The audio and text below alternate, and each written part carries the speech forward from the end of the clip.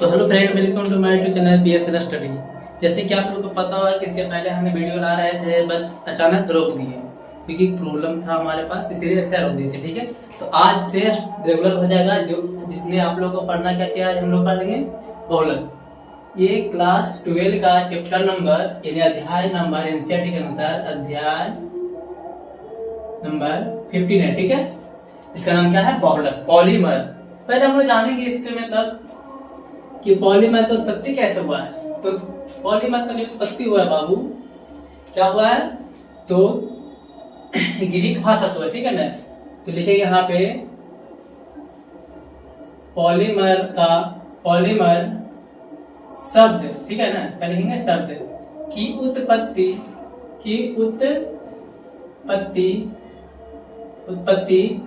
Greek भाषा से हुआ है।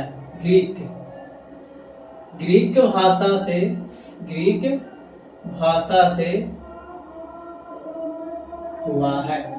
यानी पॉलीमर का जो उत्पत्ति हुआ है ना, ग्रीक भाषा से हुआ। ठीक है, यानी ग्रीक शब्द ऐसा लिखा जाता है। ये क्या है? ग्रीक शब्द नहीं, पॉलीमर।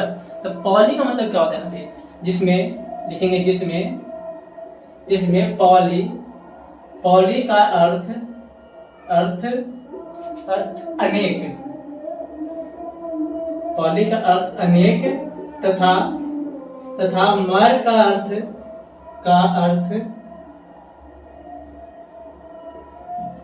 इकाई होता है। ठीक है, इकाई होता है, यूनिट, जिसे यूनिट कहते हैं। ठीक है, इकाई होता है, इससे इंग्लिश में यूनिट कहते हैं। ठीक है, तो ये उत्पत्ति कहां से हुआ था? तो ग्रीक भाषा से हुआ था। ये ग्रीक शब्द है। ठीक है, क्या बोला है सीधा सी बात, तो ये ग्रीक शब्द है जिसकी उत्पत्ति कहाँ थी, क्या हुआ? जिसका मतलब क्या होता है? पॉली का मतलब होता है अनेक और मर का मतलब होता है क्या चीज? इकाई, जिसे कहते हैं पॉलीमर। ठीक है, तो अब हम लोग देखने वाले इसका परिभाषा पॉलीमर का। पॉलीमर किसे कहेंगे? परिभाषा। ये परिभाषा क्या होता है इसका? बस देखिए ध्यान से, जैसे आप लोग अगर समझाया जाए, थोड़ा सा समझाया जाए, तो आप लोग दीवार लगते हुए देखेंगे। ठीक है, दीवार को लगते हुए देखेंगे, जैसे दीवार एक पॉलीमर की तरह। ठीक है, कैसे? क्योंकि दीवार जो बना हुआ है ईंट के लगने से बना है, ढेर सारा ईंट लगता है तभी क्या होता है? दीवार। तो उसी तरह से कोई भी पदार्थ यहाँ पे क्या होगा? बारी से जुड़ेगा और जुड़कर जो उच्च अनुभार वाले यौगिक का निर्माण करेगा, पदार्थ का निर्माण करेगा, उसे क्या कहेंगे हम लोग? बहुलक कहेंगे। बस कुछ नहीं, एकदम छोटे एवं सरल अणु। ठीक है, बस यहाँ पे लिखने वाली बात क्या है? जब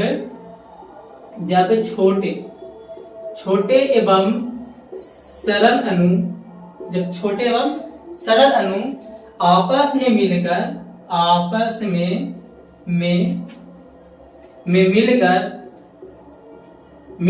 या आपस में संयोग कर। ठीक है, जैसे दीवार कैसा होता है? दीवार में क्या होता है? ईंट बार के जोड़ते हैं और बड़ा सा दीवार बनाते हैं। नहीं, तो ऐसे ही क्या है यहाँ पे? वैसा ही होने वाला है, छोटे छोटे अणु आ जाते हैं। ठीक है, अभी सरल अणु जिसे कहते हैं, जो छोटा रहे, जैसे छोटा यूनिट है, नहीं, छोटे एवं सरल अणु आपस में मिलकर उच्च अनुभार वाले पदार्थ या यौगिक, चलो हम लोग केमिस्ट्री पढ़ रहे हैं तो यौगिक भी लिख देंगे, कोई दिक्कत नहीं है। उच्च अनुभार वाले पदार्थ या यौगिक का निर्माण करते हैं तो उसे क्या कहेंगे हम लोग? तो उसे बहुलक कहते हैं। क्या कहते हैं उसे बाबू? तो उसे बहुलक कहते हैं। जब हमारे छोटे छोटे एवं सरल अणु आपस से मिलेंगे और उच्च अनुभार वाले यौगिक का निर्माण करेंगे तो उसे कहेंगे बहुलक। अच्छा, यहाँ पे थोड़ा सा उच्च अनुभार जो होता है ना, इसका कुछ दिया है एनसीईआरटी का चीज। तो 10 के पावर 4 से 10 के पावर 7। ठीक है, 7 यूनिट होता है। ठीक है, यूनिट होता है। अनुभार की अगर बात करें, तो 10 के पावर 4 से 10 के पावर 7 यूनिट, ये यू है, यूनिट इकाई। ठीक है, तो इतना लगभग होता है। ठीक है, लगभग इसे माना गया, लगभग। कैसा? तो लगभग यदि कोई पदार्थ मिल रहा है आपस में और मिलने के बाद इतना के अंतर्गत, इतना के रेशियो में अगर उसका भार आता है तब उसे कहेंगे बहुलक कहेंगे। ठीक है, देखिए एकदम सिंपल है। अब एग्जांपल की बात करें कौन कौन ऐसा बहुलक है, चलो एग्जांपल लिखते हैं यहाँ पे।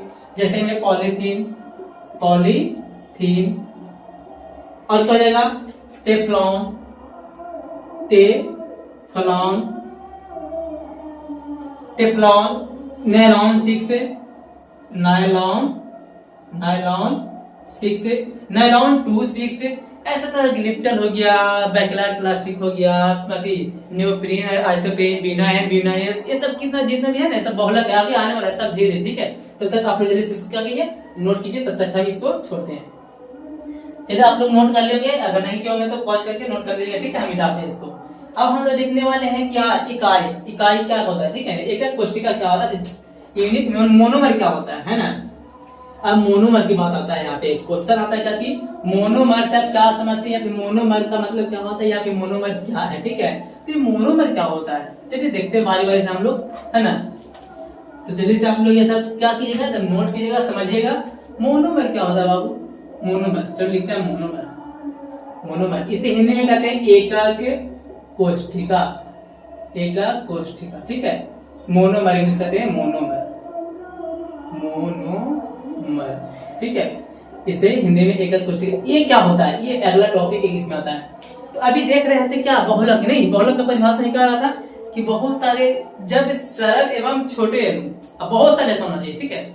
जब बहुत सारे सरल एवं छोटे अणु आपस में मिलता है तो जो उच्च अणुभार वाले यौगिक का निर्माण करता है उसे क्या कहते हैं, बहुलक। तो जहां पे बहुलक निर्माण हो रहा था, जिससे बहुलक बना होता है, नहीं, जिसके मिलने से बहुलक का निर्माण होता है उसे क्या कहते हैं, मोनोमर। चलिए लिखते हैं तब, जिसके जिसके उपयोग से बहुलक का निर्माण होता है, जिसके उपयोग से बहुलक का निर्माण होता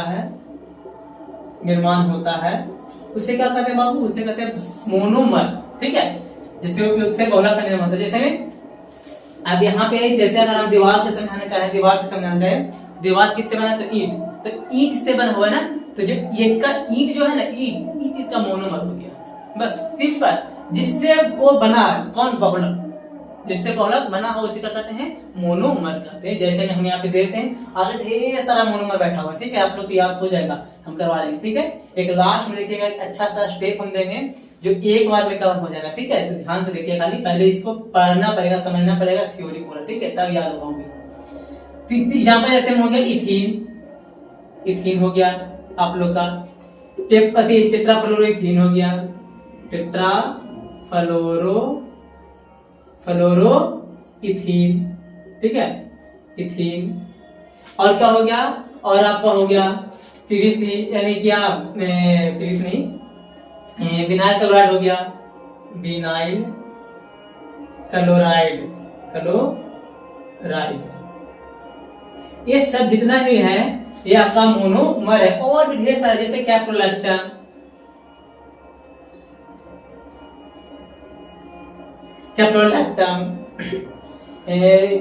और ऐसा था ढेर सारा ईटीसी कर लीजिए, आगे आने वाला सब धीरे, ठीक है ना।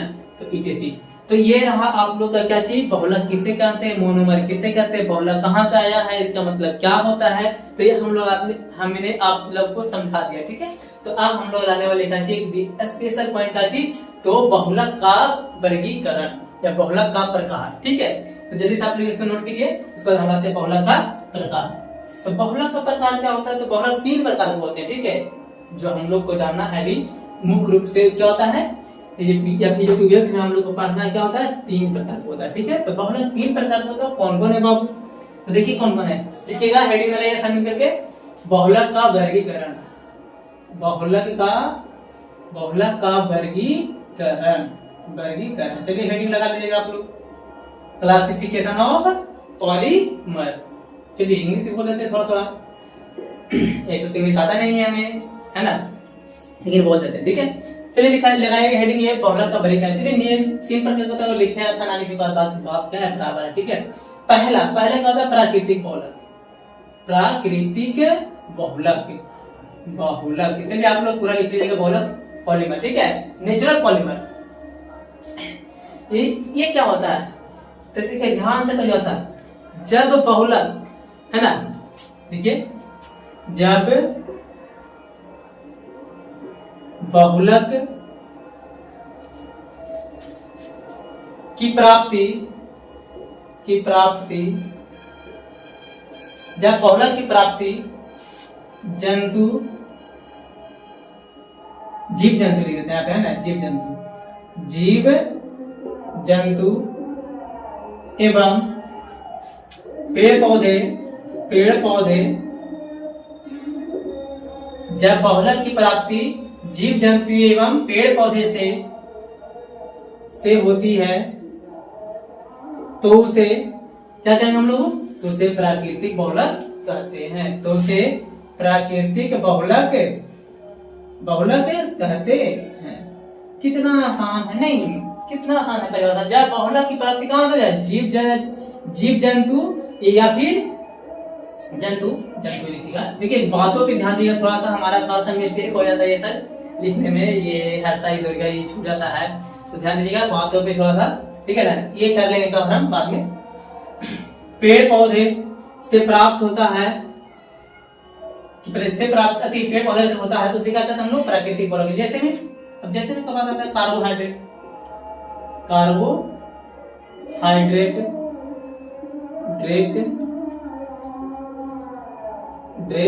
ठीक है। कार्बोहाइड्रेट, अब कार्बोहाइड्रेट में कौन सा? तो लिखिए स्टार्च, सेल्यूलोज, और क्या होता है? सुक्रोज, माल्टोज, इटीसी, ठीक है। ढेर सारा सोर्स होता है, ठीक है। ये सभी क्या है हमारा? तो ये सभी है क्या चीज? तो प्राकृतिक वजह से प्रोटीन, हाँ प्रोटीन ये भी क्या हमारा? तो ये हमारा प्राकृतिक बहुलक है, ये बहुलक है प्रोटीन, समझिएगा। और प्रोटीन दो तरह का होता है, आगे चल के देखिए, अति देखिएगा ढेर सारा है इसे, ये सब बाद में देख लेंगे। चलिए जैसे अब दूसरा लगाया हेडिंग क्या थी? संश्लेषित बहुलक,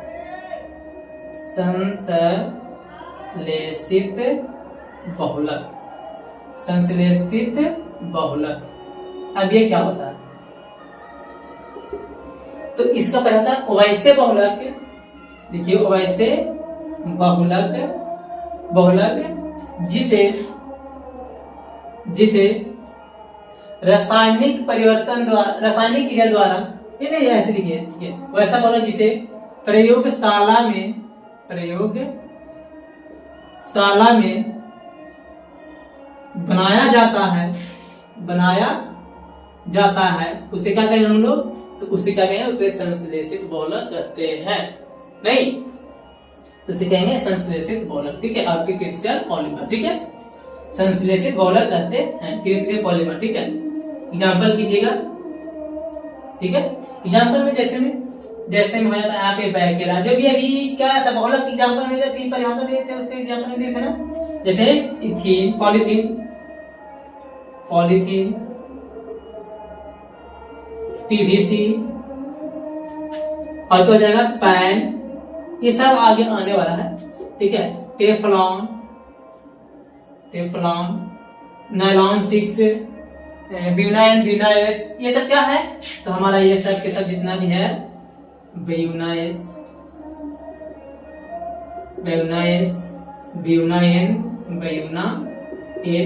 ये सब के सब इटीसी क्या है हमारा? तो संश्लेषित बहुलक है, ठीक है। जैसे आप लोग इसको नोट कीजिएगा, फिर अगले बहुलक पे हम लोग चलते हैं, ठीक है। मिटाते इसको, ठीक।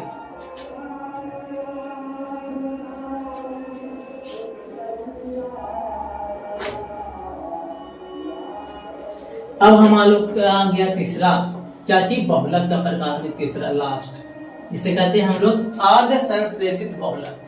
इसे क्या कहते हैं? उसको अर्ध संश्लेषित, यानी आधा रहेगा प्राकृतिक रूप से और आधा हम लोग को द्वारा उसमें कुछ मॉडिफाई किया हुआ रहेगा। अर्ध संश्लेषित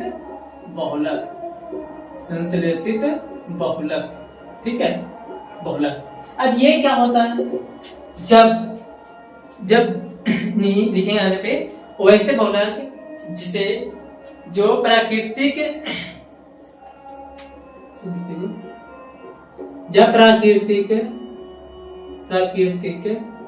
बहुलक बहुलक को रासायनिक परिवर्तन करके, जब प्राकृतिक बहुलक को रासायनिक परिवर्तन करके नए बहुलक बनाया जाता है तो उसे क्या कहते हैं? तो उसे कहते हैं हम लोग अर्ध संश्लेषित बहुलक। यानी प्राकृतिक बहुलक उठा के लाएंगे, ठीक है, वो तो बहुलक है, लेकिन हम उसको कुछ और बनाना चाहते हैं तो उसमें कुछ और हम करेंगे अपने तरफ से, तो जो बहुलक हमें प्राप्त होगा आगे चल के उसे हम लोग कहते हैं क्या चीज? तो अर्ध संश्लेषित बहुलक कहेंगे, ठीक है।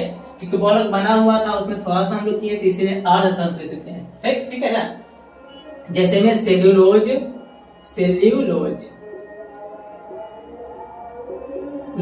एसीटेट,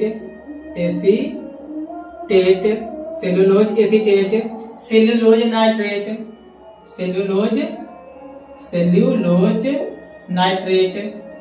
नाइट्रेट, ये जो हमारा है दोनों क्या है? तो अर्ध संश्लेषित बहुलक है।